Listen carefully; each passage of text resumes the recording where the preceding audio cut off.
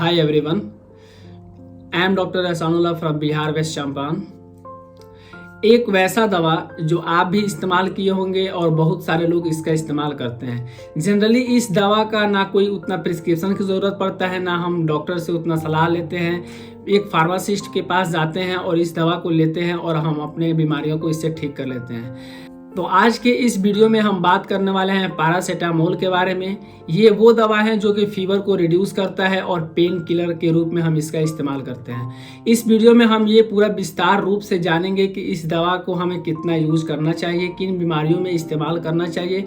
अगर इस दवा का हम ज़्यादा यूज़ कर लें तो उसकी वजह से साइड इफ़ेक्ट्स हमारे बॉडी में क्या होगा, या ओवरडोज की वजह से हमारा बॉडी कैसे रिएक्ट करेगा इस दवाओं पे। और इसमें हम इस पे भी बात करेंगे कि अगर हमारे बॉडी में इस पैरासीटामोल से टॉक्सिसिटी हो गया ज़्यादा यूज़ करने की वजह से, तो हम उसे कैसे ठीक कर सकते हैं, उसका हमारे पास एंटीडोट कौन सा दवा होता है। जनरली पैरासीटामोल ये एक जेनरिक नेम है जिसका एक और नाम होता है एसेटामिनोफेन। ये जो दवा है बहुत सारे दवाओं के कॉम्बिनेशन के साथ में आता है जो कि फार्मासिस्ट के दुकानों पे आपको आसानी से मिल जाता है। आप भी देखे होंगे बड़े बड़े डॉक्टर से लेकर के हर कोई इस दवा का इस्तेमाल करता है। बॉडी में किसी तरह का पेन है या फीवर को रिड्यूस करना है तो हमारा फर्स्ट लाइन ऑफ ड्रग यही होता है पैरासीटामोल। ये जो दवा है बहुत सारे सॉल्ट के साथ मिक्स होकर के भी आते हैं। अलग अलग कंपनियां इसके अलग अलग तरह के नाम से बनाती है।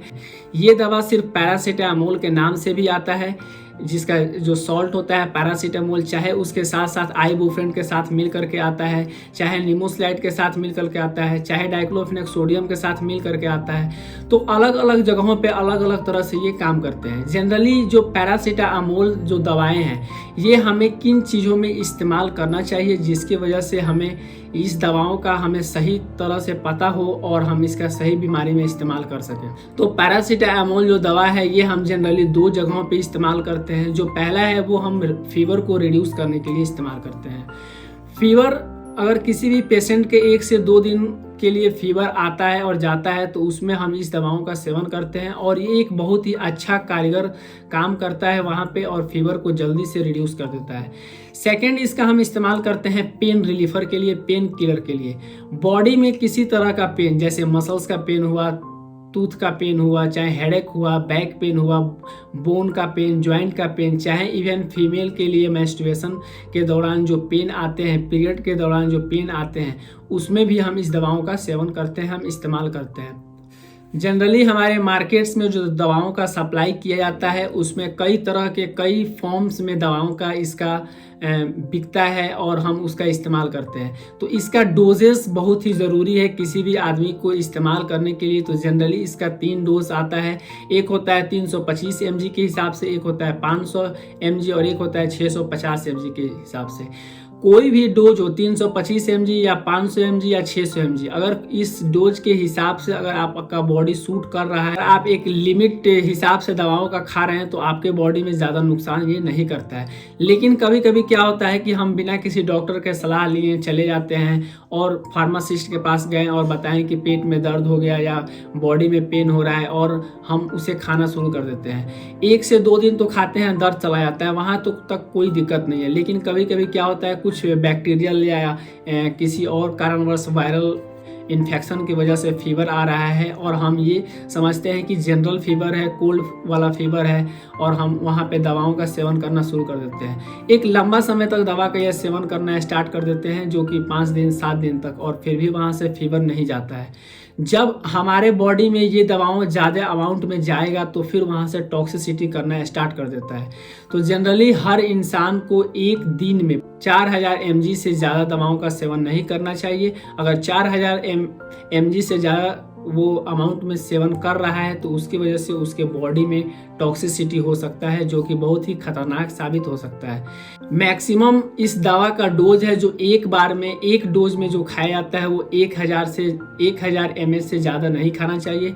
एक जो टैबलेट्स आता है जैसे कि कॉम्बिफ्लान है, उसमें 500 mg का सॉल्ट उसमें प्रेजेंट होता है, जो पैरासीटामोल उसमें पाया जाता है। तो हम एक बार में 2 कॉम्बिफ्लान एक साथ खा सकते हैं, लेकिन कोशिश ना करें कि 2 से ज़्यादा खाने के लिए, क्योंकि अगर आप 2 से ज़्यादा इसको इस्तेमाल कर रहे हैं तो उसकी वजह से आपके बॉडी में टॉक्सिसिटी होना स्टार्ट हो जाएगा। ये पैरासीटामोल जो दवा है ये हमारे लीवर पे जा करके मेटाबोलाइज होता है और वहाँ से ही पूरा बॉडी से बाहर निकालने का प्रक्रिया शुरू होता है। तो जो पेशेंट जो अल्कोहलिक हैं, लंबे समय से अल्कोहल का सेवन कर रहे हैं, तो उनके अंदर लीवर ऑलरेडी पहले से ही डैमेज है। तो वो पेशेंट कोशिश ना करें कि 4000 ml तक दवाओं का एक दिन में सेवन करने के लिए, क्योंकि उनके अंदर लीवर फेल होने का रिस्क सबसे ज़्यादा इंक्रीज हो जाएगा। तो वो पेशेंट जो अल्कोहलिक हैं या लंबे समय से अल्कोहल का सेवन कर रहे हैं, तो वो एक दिन में 2000 ml तक ही पैरासीटामोल दवाओं का सेवन करें, इससे ज़्यादा सेवन ना करें। बिना डॉक्टर का सलाह लिए इस दवाओं का सेवन आप ऐसे ना करें। अगर आपको किसी और तरह की बीमारी है, जैसे कि आपको लीवर से किसी तरह का प्रॉब्लम है या किडनी से प्रॉब्लम है या हार्ट से प्रॉब्लम है, तो बिना डॉक्टर का सलाह लिए इस दवाओं का सेवन नहीं करें। कुछ पेशेंट्स में साइड इफ़ेक्ट्स भी इसके देखने को मिलता है। जनरली मोस्टली पेशेंट्स में साइड इफ़ेक्ट देखने को नहीं मिलता है, लेकिन कुछ पेशेंट्स में इसका साइड इफ़ेक्ट देखने को मिल सकता है। तो जो साइड इफ़ेक्ट्स आते हैं, जैसे कि लॉस ऑफ एपेटाइट हो सकता है पेशेंट के अंदर, चाहे उसको एब्डोमिनल पेन हो सकता है, चाहे डार्क यूरिन आ सकते हैं, और उसके साथ साथ जॉन्डिस भी देखने को पेशेंट के अंदर मिल सकते हैं। अगर कोई इंसान लंबे समय से इस दवाओं का ज़्यादा सेवन कर रहा है, तो उसके अंदर ओवरडोज होने की वजह से उसके अंदर कुछ सिम्टम्स डेवलप हो सकते हैं। ओवरडोज की वजह से ये दवाएं हमारे सीधे जीआईटी पे जा करके अटैक करते हैं और वहाँ से अल्सर डेवलप होने का रिस्क हो सकता है, क्योंकि ये जो दवा हम ओरल लेते हैं वो हमारे इसोफेगस से होते हुए स्टोमक में जाता है और फिर वहाँ से लीवर की तरफ जाता है। तो वहाँ से उस पेशेंट के अंदर अल्सर डेवलप होना एक मोस्ट कॉमन ओवरडोज की वजह से सिम्टम्स आना स्टार्ट हो जाता है। इसके साथ साथ बॉडी में जितना लंबे समय से और ज़्यादा डोज में दवाओं प्रेजेंट रहेंगी, तो उसकी वजह से उस पेशेंट के अंदर लीवर भी फेल होने का रिस्क हो सकता है, क्योंकि ये वो दवा है जो कि लीवर से मेटाबोलाइज होता है और लीवर से ही डिस्ट्रीब्यूट पूरा बॉडी में उसका प्रोसेस होता है, जो पूरा बॉडी में चला जाता है। तो ज़्यादा डोज में अगर आप दवाएं ले रहे हैं और लंबे समय से ले रहे हैं, तो उसकी वजह से लीवर भी फेल होने का रिस्क हो सकता है। हमारा किडनी इस दवाओं को बाहर एक्सक्रीट करने में मदद करता है। तो अगर ज़्यादा डोज में भी अगर दवा ले रहे हैं, तो वहाँ से आपका बॉडी दवा को बढ़िया तरह से पूरा बॉडी से बाहर नहीं निकाल पाता है, किडनी उसको पूरा तरह से फिल्टर नहीं करता है, तो उसकी वजह से आपके अंदर यूरिन डार्क और क्ले कलर का आना स्टार्ट हो जाता है और उसके साथ साथ किडनी भी फेल होने का रिस्क हो सकता है। जनरली 2 या 3 या 4 डोज तक आप इस दवाओं का सेवन अच्छा तरह से कर सकते हैं, इसमें उतना साइड इफेक्ट्स देखने को नहीं मिलता है।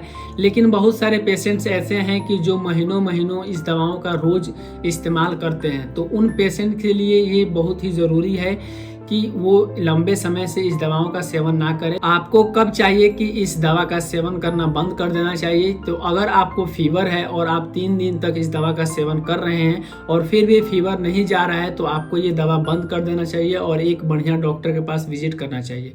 अगर आप इस दवा का इस्तेमाल किसी पेन किलर के लिए कर रहे हैं, जैसे कि बॉडी में पेन है या बोन में पेन है या जॉइंट्स में पेन है, तो अगर आप इस दवा का 5 दिन तक इस्तेमाल कर रहे हैं और वहाँ पे रिलायबल नहीं है, तो आपको ये दवा बंद कर देना चाहिए और एक डॉक्टर से सलाह लेना चाहिए, क्योंकि बॉडी में पेन और भी बहुत सारे डिजीज़ की वजह से होते हैं। तो कोई ज़रूरी नहीं है कि सिर्फ ये दवा से ही वो पेन रिलायबल हो जाए। तो बढ़िया यही है कि आप एक डॉक्टर के पास कंसल्ट कीजिए और वहाँ से इसका बढ़िया से आप अपने बीमारियों का इलाज कराइए। अगर कोई पेशेंट ज़्यादा डोज में इस पैरासीटामोल दवा का इस्तेमाल कर लिया और उसके बॉडी में टॉक्सिसिटी हो गया, तो उस टॉक्सिसिटी को ख़त्म करने के लिए हम वहाँ पे N-एसिटाइलसिस्टीन नाम का दवा का इस्तेमाल करते हैं। हम पेशेंट को वही दवा प्रिस्क्राइब करते हैं ताकि जो बॉडी में टॉक्सिसिटी हो रहा है वो वहाँ से कम हो जाए और ख़त्म हो जाए। तो ये दवा जनरली आप फीवर और पेन किलर के लिए इस्तेमाल कर सकते हैं, लेकिन ज़्यादा डोज में आप इसका इस्तेमाल करने से बचें। तो होप गाइस आपको ये वीडियो पसंद आई होगी। अगर वीडियो पसंद आई हो तो वीडियो को शेयर जरूर कीजिएगा और चैनल को सब्सक्राइब कीजिएगा। अगर आपको हेल्थ से किसी तरह का समस्या हो तो आप मुझे इंस्टाग्राम और फेसबुक पेज पर मैसेज कर सकते हैं। फिर मिलते हैं नेक्स्ट वीडियो में। Thanks for watching.